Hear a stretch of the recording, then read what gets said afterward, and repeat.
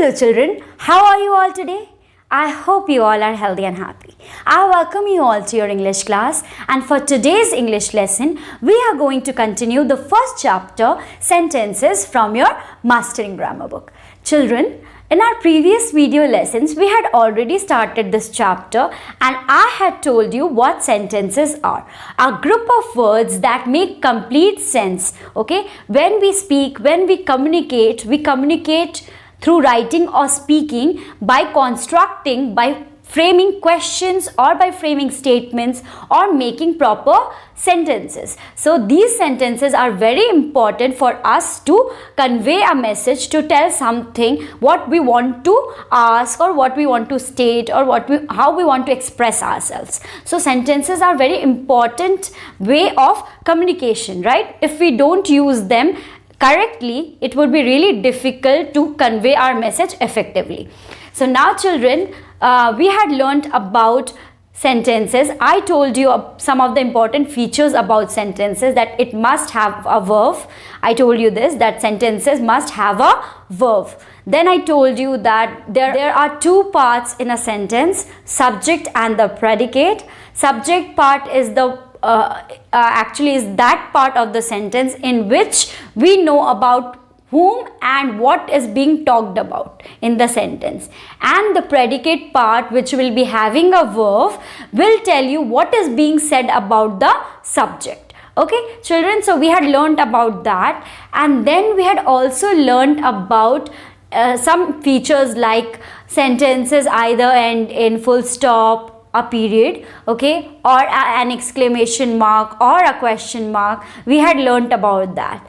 And even all sentences start in capital letter. So like proper nouns use capital letters with them, so sentences also, when they begin, they will be starting with a capital letter. You must remember, after every question mark, after every exclamation mark, you will have to start the sentence, next sentence, with a capital letter, right? This were the basic features of a sentence. Now children, we had started learning about the different kinds of sentences. What did I tell you about sentences, different kinds of sentences? I told you on basis of the purpose, on ground of the function they do, like I told you about declarative sentences or assertive sentences. What do?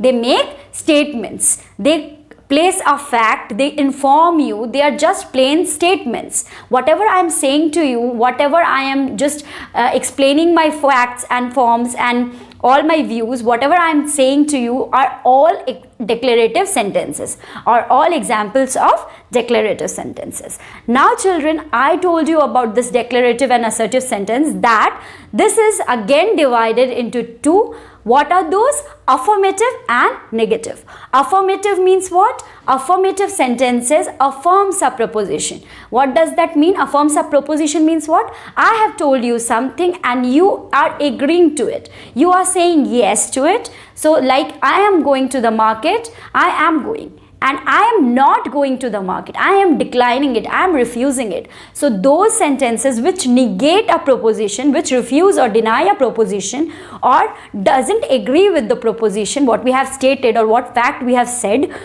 it doesn't agree with it, then those sentences are called negative sentences. We had done a few exercises in our previous video lessons, A, B, C, perhaps yes, we have done that, right? So you can go and finish your exercises through those video lessons, and today we will be continuing with the rest of the chapter. Okay children, so we had already finished with the declarative and imperative. Now what did I tell you about imperative? Imperative sentences are those sentences which will either request or give suggestion or advice or particularly command. Okay, so when you are given some order like come here, go there, don't rush, when you are given commands like this, you should realize that these kind of sentences are which kind? The imperative kind, the imperative sentences. Now children, understand this, that the subject in the imperative sentence is implied. I told you that it's not very clear. The subject is not clearly written, but it's implied. It is understood on your own. That if I have told you don't rush, that means I'm telling you only. So the word you is missing here, but you is already there. Okay, you means to, because I am taking this subject only, I am talking to you. That's why you are my implied subject. So children, now moving ahead with the next kind of sentence, that is interrogative. Now when I ask you questions in the classroom, what do you think those kind of sentences are? Because I am communicating, I am speaking to you, right? So I am also communicating my way. So when I am asking you a question, these kind of sentences, when I use those kind of sentences with a question mark, with an intonation of a question, then you know that I am using an interrogative sentences. Like children, which is your favorite subject? Okay, so which is your favorite subject? WH word has been used here. Which, why, when. Okay, so these kind of words will be used in WH questions, and other kinds which have just yes and no answer, those questions are known as yes or no questions. So children, see, we have learned something new. Not only interrogative questions have plain questions like WH or HOW, how one, where or why or what questions, but also yes and no questions are a part of interrogative sentences. So children, now we will be looking at some examples before we move ahead with the exercise that follow. So children, the third kind, we are doing the third kind. First and second we have already finished. So this one is interrogative sentences. Okay children, so interrogative sentences. Now let me give you some examples so you can understand it better. These sentences will be asking questions, are used for asking questions. So you know that now next time whenever you ask question, remember that you are using interrogative sentences. Okay. So now what are some important features of interrogative sentences? I told you they ask questions. Okay children, so they will be asking questions. Now number 2. They will be ending with question mark, ending with a question mark. So this is a way it is different from declarative sentence, because they are pure statement and they take full stop at the end, declarative sentence, but interrogative sentences will be taking question marks. Okay children, so this is the question mark. You have obviously seen it. When we ask you questions or when your textbook have questions, you must have seen this mark. Now children, number 3 is which part? That these questions are divided into 2. Okay, WH questions like why, where, what, which, whom. Okay children, and the next kind is yes and no questions. Yes, no questions. Now children, I will be explaining both of these types really briefly, and I'll try to clear this.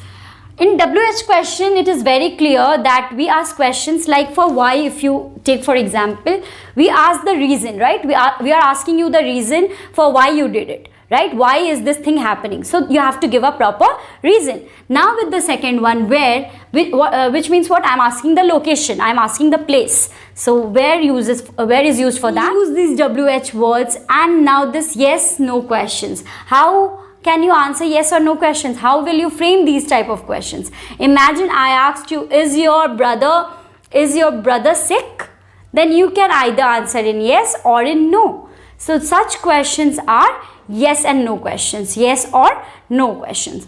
So children, we can see, we will learn about some examples of these two kind of questions, interrogative sentences. Okay, let me divide it into 2 sections. WH question one side, WH questions, and next is yes or no questions.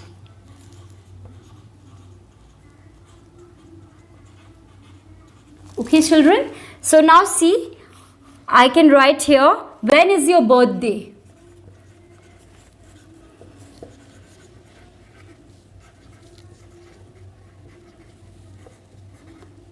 So I am asking about the time actually, or the date maybe. So here, when is your birthday?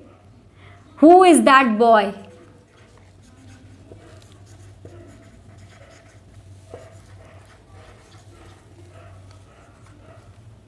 Where do you live? The place.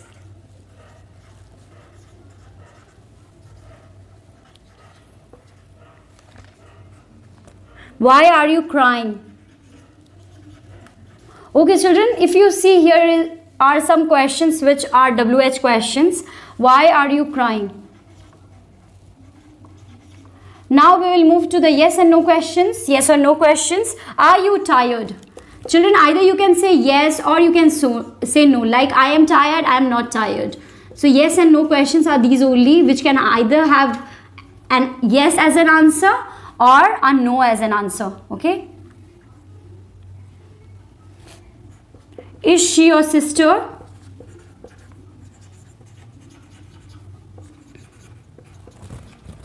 And number 3, remember to put the question mark, because in interrogative sentences we use question mark.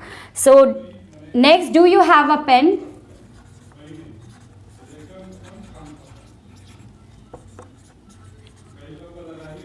Okay children, so these are some of the examples of WH questions and yes or no questions. You can take a screenshot so you can understand it later, or you can read it again to understand it better.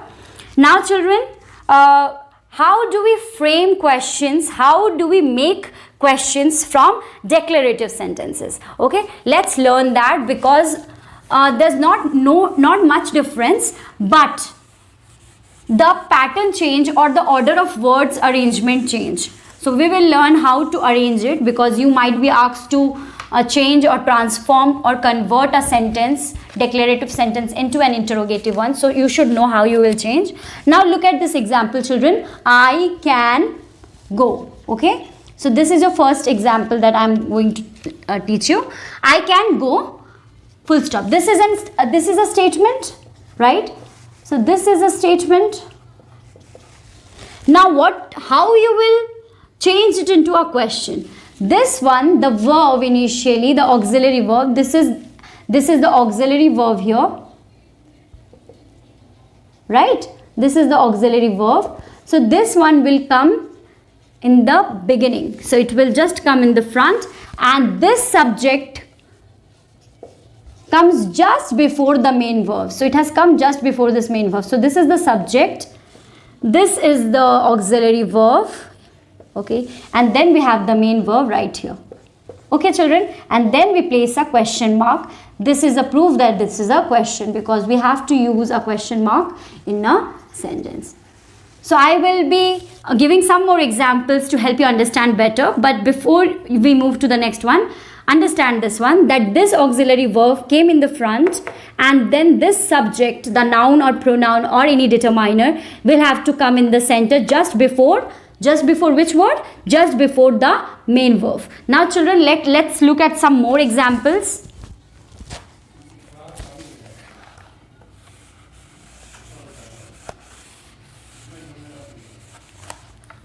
Number 2, let me give you one more example. If I have to write, he eats a banana every day. He eats a banana every day. So children, clearly this is a statement, right? This is an assertive sentence.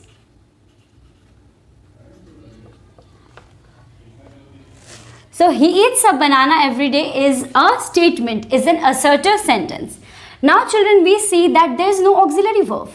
But ma'am taught you in the previous example that there has to be an auxiliary verb. What we can do then? Any guesses? Now children, we will see when we don't have an auxiliary verb. Okay, we must see that we will be using the word do or does or did.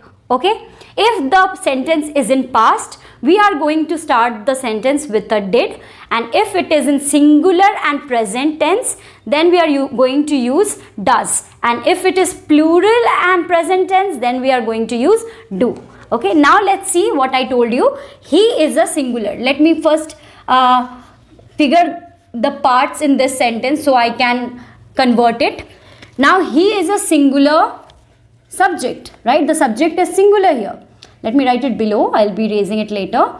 So singular subject. What do I mean by singular? That he is just one person. He's not two or three or four. So he is a singular subject, and that's why I am using a singular verb. So the verb is also, the main verb eats is also singular. If this would have been plural, if the word would have been they, then we have used here eat and not eats. Okay children, only in present tense and this singular subject takes this singular verb, not a plural verb. A plural verb will never take a singular verb. Okay, so it will always be taking a plural verb. We cannot write s here. Simple present and s, present tense or the present form, the positive form of the verb has to be used without the s or es. Okay children, so they eat here will be. This is not an example for now. So we were reading about this sentence.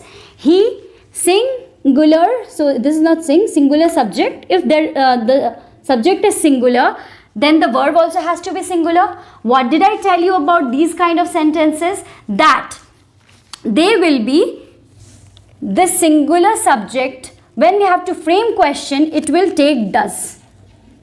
If the subject would have been plural, if this word would have been plural, like the apples or the oranges or the men, when the subject will be plural, then we will use here do.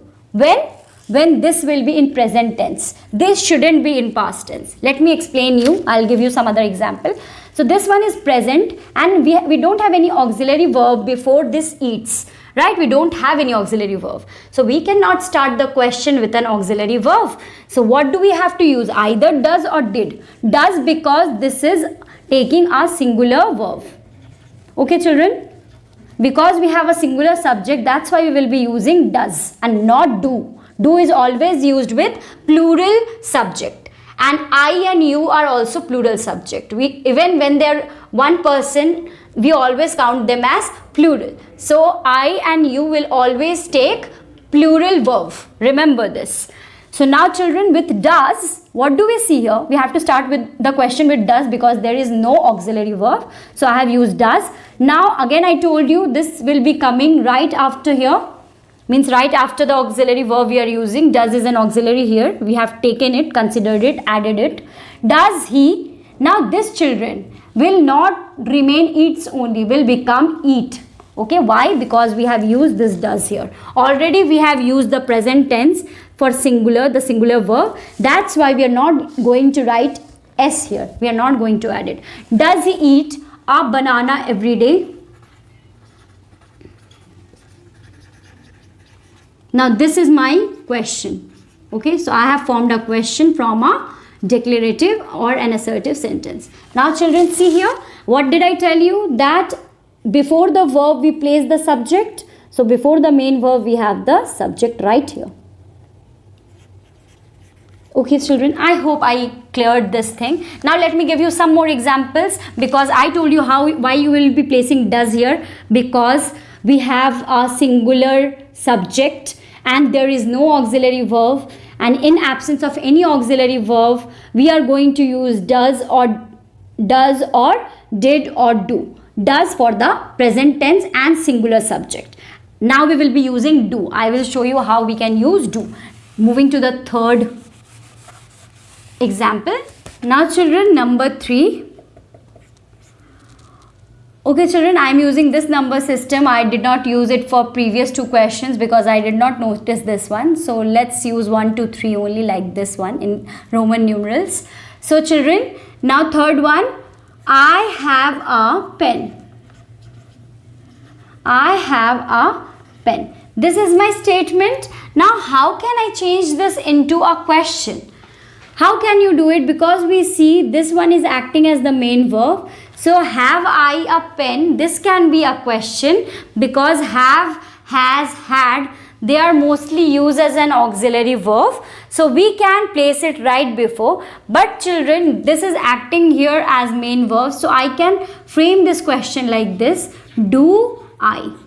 Now I told you that I and you always take a plural verb.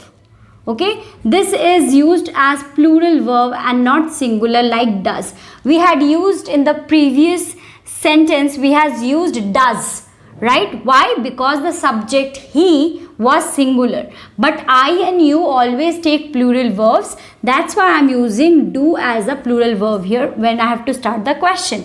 Do I have a pen? Okay, do I have a pen? Or you can write it, do you have a pen? Do you have a pen? If you want to frame a question, because the answer is right here, that if you have a pen or not. Okay children, so because here I and you is there, we are using do and not does. You can't write does I have a pen. No children, this is wrong. Okay, this is wrong because does cannot be used with a plural subject. So I and you is always considered as plural subject. So we will have to use a plural verb as well. So this sentence is wrong. Okay children. Now moving to the next part, number 4. Okay, yes, I shall tell you about that also. Did. Okay, when you will be using did. Number 4.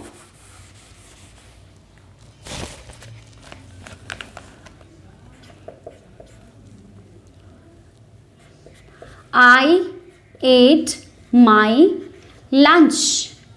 Okay children, full stop. So this is a statement. Now let's see if I can make it into a question. I ate my lunch. Now children, see, this one is the second form of the verb. That means the past tense. Ate my lunch. So for this, whenever you don't see an auxiliary verb here, there is no auxiliary verb here. So what do we do? What do we do when we don't see? I told you we will be either using does, did or do for the action. Action words, obviously we have to do something in action words.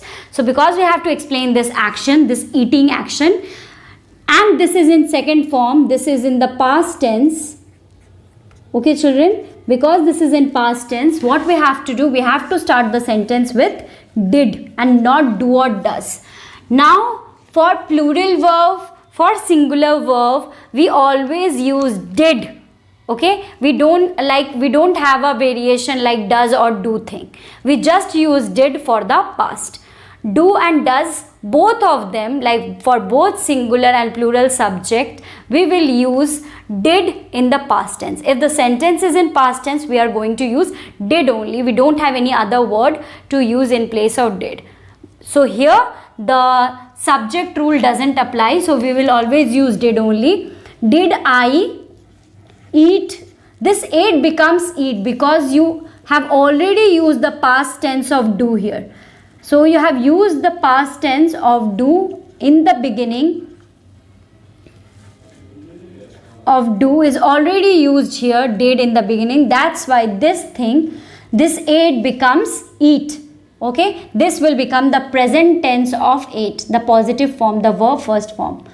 Okay children, did I eat my lunch? Okay children, so this is my question now. I hope this thing is clear how you are going to use did, does and do. Even if you don't understand it, we will be clearing your doubts in your online classes, and even if not there in our 10th chapter, we will be doing this. So children, this was all that I had to tell you about interrogative sentence. I hope I'm not skipping any part. Now children, moving to the questions that we have. I'll be writing just the answers. You will have to write the questions as well. This exercise D is on page number 8 of your book. Okay, so let's do the exercises that deals with the question, interrogative questions, because we need to understand whether you have understood it or not. Now you have to make questions and put appropriate punctuations. You understand? My birthday is in June. Okay, so you can write it as when is your birthday. Number D is on page number 8 of your book. We have been asked to make questions and punctuate it. So let's do it. D exercise number 1. The statement is, my birthday is in June. So what will be the answer? When is your birthday? Right? Question mark. Number 2. Because children, in this one we were asking about the date, so we had used the word WH question word, when. Okay. Number 2, I work in Patna. So where do you work?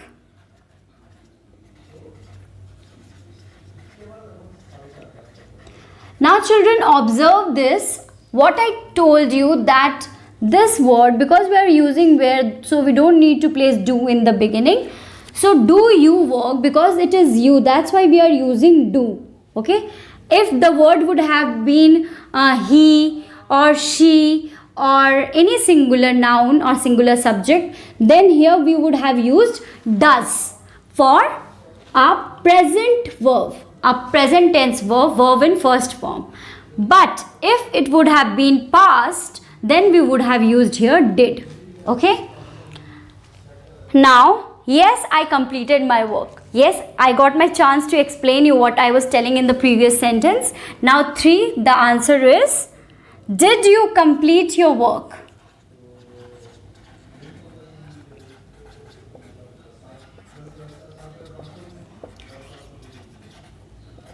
Children, when I was explaining you about the verb and its agreement with this word, I told you, here you see, in our statement we have completed. Completed is the past tense of complete. We know that completed is the second form, right? Verb 2, V2, past form. So when the word completed is there, yes, I have completed my work. Okay. So here see, we have past tense. What did I tell you about past tense? Which do verb are we going to use? We are going to use did. And this did word will be used with singular subject as well as the plural subject. So did, and then again this I becomes you. Did you complete your work? And my becomes your, because I am asking you. And then we have a question mark right at the end. I hope children you understood this when we are going to use did, does and do. Did is the past tense for do and does. In the present form, do and does, do is for a plural subject and does is used for a singular subject. So children, with this, number 4, is your brother better now? Because we have an auxiliary verb right there, so we can do it. Is your brother better now? Okay children, so the question mark will be right here. So because we had an auxiliary verb right after my brother is word is there. Is, was, were, have, has, do, did, does. These all are auxiliary verbs. Can, modals, all the modals are auxiliary verbs. So like must, should, would, will, all these words are always placed before, means are placed just in the beginning of an interrogative question. Okay, number 5 now. This is my new pencil box. Is this your new pencil box?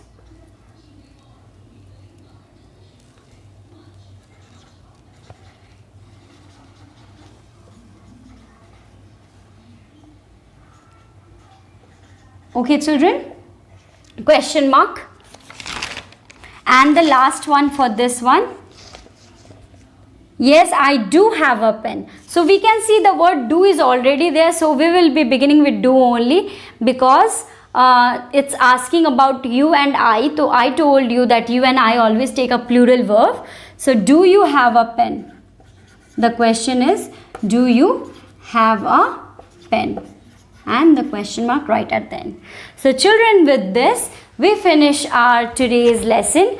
I hope you learned something new, and join me in your next video lesson with the same chapter. We will be continuing with the exclamatory sentences in our next chapter, and we will be also learning in detail about subject and predicate, which we had just touched upon. Now children, thank you for watching the video. We will meet again. Till then, take care of yourself and your family. Bye-bye.